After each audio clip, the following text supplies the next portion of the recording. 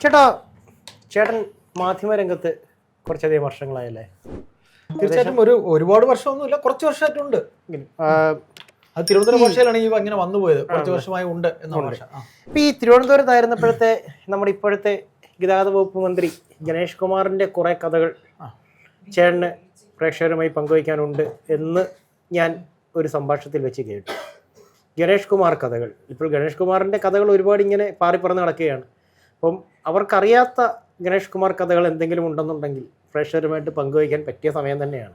പ്രശാന്ത്, ഇതിൽ ഗണേഷ് കുമാർ എന്ന് പറയുന്ന ആ യുവാവ്, ഏതാണ്ട് 23 വയസ്സ് 22 വയസ്സിലൊക്കെയുള്ള ഗണേഷ് കുമാർ എന്ന് പറയുന്ന യുവാവ് കൊല്ലം പത്തനാപുരത്ത് നിന്ന് അദ്ദേഹത്തിൻ്റെ അച്ഛൻ മന്ത്രി കീഴൂട്ട് രാമൻപിള്ളയുടെ ചെറുമകൻ. അപ്പോൾ കീഴൂട്ട് രാമൻപിള്ള എന്ന ഈ പേര് ഞാനിങ്ങനെ പഠിച്ചെന്ന് ചോദിച്ചാൽ, എൻ്റെ പിതാവ് ട്രാൻസ്പോർട്ട് കോർപ്പറേഷനിലെ ജീവനക്കാരനായിരുന്നു. അപ്പോൾ പിതാവിന് പെൻഷൻ കിട്ടാതെ വരികയും എൻ്റെ പിതാവിന് രാഷ്ട്രീയ തടവുകാരനായി പോലീസ് പിടിച്ചുകൊണ്ട് പോയ കഥയൊക്കെ ഉണ്ട്. ഈ ബാലകൃഷ്ണ പിള്ളയുടെ പോലീസ് എൻ്റെ വീട്ടിൽ വന്ന് എൻ്റെ സ്കൂൾ പഠനകാലത്ത് ആദ്യമായി അച്ഛനെ പോലീസ് അറസ്റ്റ് ചെയ്യുന്ന രംഗമൊക്കെ ഞാൻ കാണുകയാണ്. അച്ഛൻ ഇടത് യൂണിയൻ്റെ നേതാവായിരുന്നു. അങ്ങനെ അച്ഛനെ അറസ്റ്റ് ചെയ്ത് കൊണ്ടുപോകുന്ന അച്ഛൻ വളരെ ഹാപ്പി ആയിട്ടാണ് അവിടെ പോയത്. കാര്യം രാഷ്ട്രീയ തടവുകാരൻ എന്ന് പറയുമ്പോൾ അതിന് ഭയങ്കര മാറ്റാണ്. അപ്പോൾ ഞാൻ ഈ പറയുന്നത് സംഭവം അദ്ദേഹം ബാലകൃഷ്ണപിള്ള എന്ന് പറയുന്ന വലിയ മന്ത്രിയുടെ അച്ഛൻ്റെ പേര് കീഴൂട്ട് രാമൻപിള്ളയാണ് എന്ന പേര് എൻ്റെ പിതാവ് പറഞ്ഞാണ് ഞാൻ അറിയുന്നത്. കീഴൂട്ടുള്ള നിങ്ങളുടെ സ്വത്തല്ല ട്രാൻസ്പോർട്ട് വകുപ്പ് എന്ന രീതിയിൽ. കാര്യം ഈ ബാലകൃഷ്ണപിള്ള എന്ന് പറയുന്ന വലിയ നേതാവിന് ഇഷ്ടം ഡ്രൈവർമാരെയാണ്. ഈ ഡ്രൈവേഴ്സിനാണ് അദ്ദേഹത്തിന് ഇഷ്ടം. ക്വാളിഫൈഡ് ആയിട്ടുള്ള കണ്ടക്ടേഴ്സിനെയൊന്നും ഇഷ്ടമല്ല. ഡ്രൈവേഴ്സ് വളയം പിടിക്കുന്നവർ അവരോടാണ് ഇദ്ദേഹത്തിന് അനുകമ്പ എത്രയും. അങ്ങനെ ഈ കണ്ടക്ടേഴ്സിനെ എത്രത്തോളം താറടിക്കാമോ അത്രത്തോളം താറടിച്ച ഒരു മന്ത്രിയാണ് ഈ ആർ ബാലകൃഷ്ണപിള്ള. കാലാകാലങ്ങളിൽ ഭരണം മാറി വരുമ്പോൾ എൻ്റെ പിതാവ് ഉൾപ്പെടെയുള്ള ട്രാൻസ്പോർട്ട് ജീവനക്കാർ ആരാണ് ട്രാൻസ്പോർട്ട് മന്ത്രി എന്നിങ്ങനെ ഉത്സുകതയോടെ ഇരിക്കും.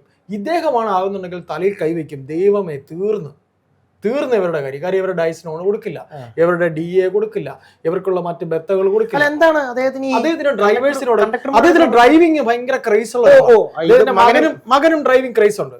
ആ ഡ്രൈവർ ക്രൈസിനെ കുറിച്ച് ഇപ്പൊ ചർച്ചകൾ. അതെ, അദ്ദേഹം ഡ്രൈവിംഗ് ക്രൈസ് ഉള്ള ഒരു ആളായിരുന്നു. ആ ഡ്രൈവിംഗ് ക്രൈസ് ഉള്ള ആൾക്ക് ഡ്രൈവേഴ്സിനോട്, അതുമല്ല വിദ്യാഭ്യാസ യോഗ്യത പട്ടാളത്തിരുന്ന് വരുന്നവർക്ക്, ഞാൻ ഒരിക്കലും ഡ്രൈവേഴ്സിനെ വിദ്യാഭ്യാസ യോഗ്യത കുറഞ്ഞവരെന്ന് ഞാൻ പറയുകയില്ല. അന്ന് KSRTC എന്ന് പറഞ്ഞാൽ ഈ പറയുന്ന പോലെ എഴുത്ത് പരീക്ഷ, എൻട്രൻസ്, പിന്നെ ബോഡി ഫിറ്റ്നസ് ഒക്കെ നോക്കിയിട്ടാണ് ആൾക്കാർ എടുക്കുന്നത്. പിതാവ് ജോലിക്ക് കയറുന്ന സമയം ഇപ്പോഴത്തെ KSRTC കണ്ടക്ടേഴ്സ് അല്ല.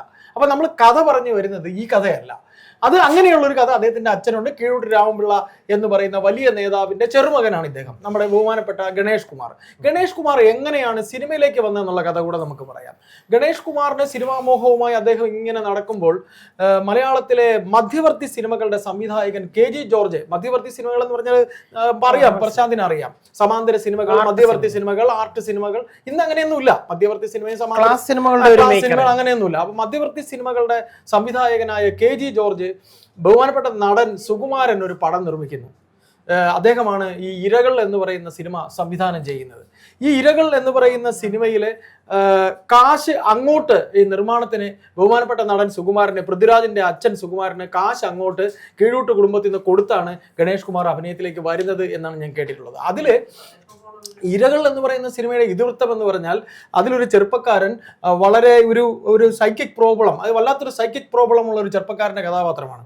അതിൽ ഈ കുരുക്കിട്ട് ആൾക്കാരെ കഴുത്ത് ഞെരിച്ച് കൊല്ലുന്ന, നമ്മൾ ഈ തൂങ്ങിച്ചാവാനിടുന്ന കുരുക്കുണ്ടല്ലോ, അതുപോലൊരു കുരുക്കൊക്കെ ഇട്ട് ആൾക്കാരെ, ഞാൻ ആ സിനിമ കണ്ടിട്ടുണ്ട് കാലങ്ങളായി, വർഷങ്ങളായി. എൻ്റെ പ്രീഡിഗ്രി കാലത്ത് എങ്ങോട്ടോ ഞാൻ ആ പടം കണ്ടിട്ടുള്ളതാണ്. എന്തായാലും എൻ്റെ കഥയിലേക്കൊന്നും ഞാനിപ്പോൾ പോകുന്നില്ല. ഈ സമയത്ത് പറയാൻ പറ്റിയ ഒരു കഥയല്ല, അതുകൊണ്ട് ഞാൻ പറയുന്നില്ല.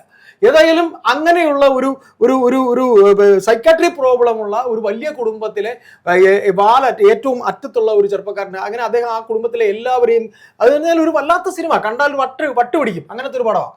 അപ്പോൾ ഏതായാലും അങ്ങനെ പടം വിജയിച്ചില്ല. ആര് പറഞ്ഞു പടം വിജയിച്ചത്? KG ജോർജിന് അവാർഡ് കിട്ടാൻ വേണ്ടി എടുത്തൊരു പടം. അത് നടൻ സുകുമാരന് അദ്ദേഹം ഇങ്ങനെ ഒരു പടം ചെയ്തു എന്ന് അദ്ദേഹത്തിന് ഒരു പേരുണ്ടാവാനും ആ KG ജോർജ്, അതെ, അത് എനിക്ക് പ്രൊഡക്ഷൻസിന്റെ പേര് എനിക്കത് ഓർമ്മയില്ല. ഏതായാലും നടൻ സുകുമാരൻ നിർമ്മിച്ച പടം, അതിലാണ് ഈ ബഹുമാനപ്പെട്ട ഇദ്ദേഹം അഭിനയിക്കുന്നത്. ഇരകളിലൂടെയാണ് അദ്ദേഹം വരുന്നത്. പിന്നീട് അങ്ങോട്ട് നമ്മൾ കേൾക്കുന്നത് തിരുവനന്തപുരം നഗരത്തിൽ വഴുതക്കാട് വിമൻസ് കോളേജിനടുത്ത് സെൻട്രൽ പ്ലാസ എന്ന് പറയുന്ന ഒരു ബിസിനസ് സ്ഥാപനം അദ്ദേഹം തുടങ്ങുന്നു. എനിക്ക് പറയാൻ ബുദ്ധിമുട്ടുണ്ട്. പറയൂ. എന്ന് വെച്ചാൽ അവിടെ ഈ വിമൻസ് കോളേജിലൊക്കെ പഠിക്കുന്ന നല്ല സുന്ദരികളായ പെൺകുട്ടികളെയൊക്കെ ഈ പറയുന്ന സെൻട്രൽ പ്ലാസയുടെ താഴെ അണ്ടർഗ്രൗണ്ടിൽ, അത് അന്ന് മാരുതി കാറൊക്കെ ഉള്ള സമയമാണ്. മാരുതി അന്ന് 800 ആണ് അന്നത്തെ, അല്ലെങ്കിൽ ടോപ്പ് ക്ലാസ്, അല്ലെങ്കിൽ കാറുകളുടെ രാജകുമാരി പ്രീമിയർ പത്മിനി എന്ന് പറഞ്ഞൊരു കാർ ഉണ്ടായിരുന്നു. പ്രീമിയർ പത്മിനി, അതെ, പ്രീമിയർ പത്മിനി എന്ന് പറയുന്ന കാറുകളുടെ രാജകുമാരി എന്നൊക്കെ ഞങ്ങളുടെ കൊച്ചുപ്രായത്തിൽ കേട്ടിട്ടുള്ളതാണ്. അതെ അതെ. അപ്പൊ അദ്ദേഹത്തിന് ഒരു 59 വയസ്സ് അദ്ദേഹത്തിന് വരും.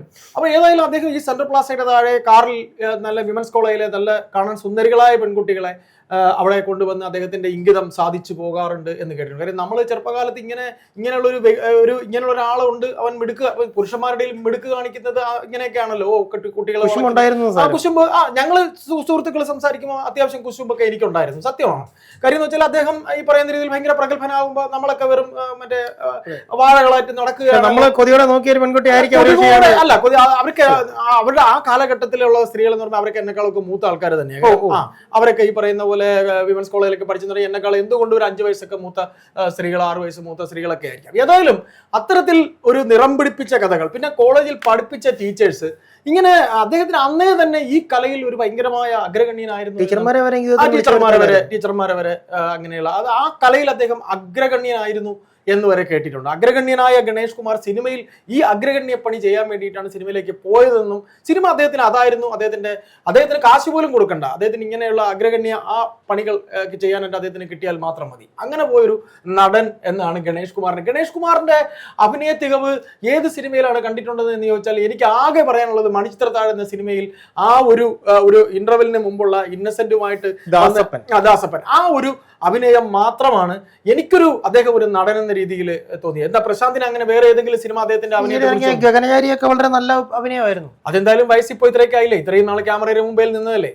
മറ്റ് കാര്യങ്ങളെ കുറിച്ചൊക്കെ പറയാണെന്നുണ്ടെങ്കിൽ തിരുവനന്തപുരത്ത് ഒരു മന്ത്രിപുത്രനായി വളർന്ന ഒരാളാണ് അദ്ദേഹം. ഒരു മന്ത്രിപുത്രൻ എന്ന് പറയുമ്പോൾ ഗണേഷ് കുമാർ എന്ന് പറയുന്ന അദ്ദേഹത്തിന്റെ അച്ഛൻ എന്ന് പറഞ്ഞാൽ ആർ ബാലകൃഷ്ണപിള്ള ആരാണെന്ന് രാജാവ് തന്നെയായിരുന്നു. ഒരു മന്ത്രി എന്നതിനേക്കാൾ ഉപരി അദ്ദേഹം ഒരു രാജാവ് തന്നെയായിരുന്നു. കിരീടമില്ലാത്ത രാജാവെന്നോ കിരീടമുള്ള രാജാവെന്നോ RSP അല്ല, കേരള കോൺഗ്രസ് B കീറി, അങ്ങനെ കേരള കോൺഗ്രസ് കീറി 7 കീറായിൽ ഒരു കേരള കോൺഗ്രസ് B എന്ന് പറയുന്ന പാർട്ടിയുടെ നേതാവ്.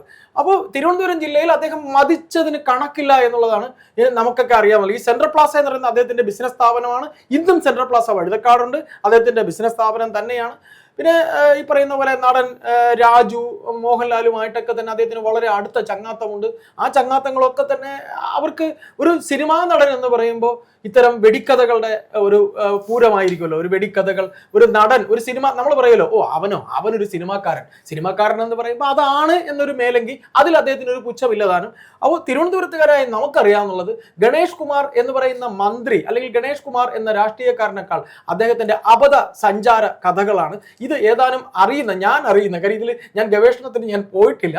ഗവേഷണത്തിന് ഞാൻ പോയിരുന്നുണ്ടെങ്കിൽ എനിക്ക് കുറെ കൂടെ കഥകൾ അറിയുമായിരുന്നു. പിന്നെ അദ്ദേഹത്തിന്റെ സിനിമ പ്രവേശനം ഇരകൾ എന്ന് പറയുന്ന സിനിമയാണ് എന്നുള്ളത്. ഒരു സിനിമാ മോഹി എന്ന രീതിയിൽ സിനിമ കാണുന്നത് നമ്മുടെ എല്ലാ സ്വഭാവമുണ്ട്. സിനിമ നമുക്ക് എല്ലാവർക്കും ഇഷ്ടമല്ല. സിനിമ പ്രേമി അല്ല, സിനിമ മോഹിയല്ല, സിനിമ പ്രേമി. നമ്മളെല്ലാം സിനിമകൾ കാണുന്ന കൂട്ടത്തിലായതുകൊണ്ട് നമ്മൾ സിനിമകൾ അന്നും ഇന്നും ഒക്കെ സിനിമ കാണുന്നത് നമ്മുടെ ഇഷ്ടമുള്ള ഒരു സാധനം. അപ്പൊ അങ്ങനെ സിനിമ കാണുന്നതിന്റെ ഭാഗമായിട്ട് നമ്മൾ കണ്ടു സുകുമാരൻ നിർമ്മിച്ച ചിത്രം, സുകുമാരന്റെ ചിത്രത്തിലൂടെ അദ്ദേഹം അഭിനയിക്കുന്നത്, സുകുമാരനാണ് അവസരം കൊടുത്തത്.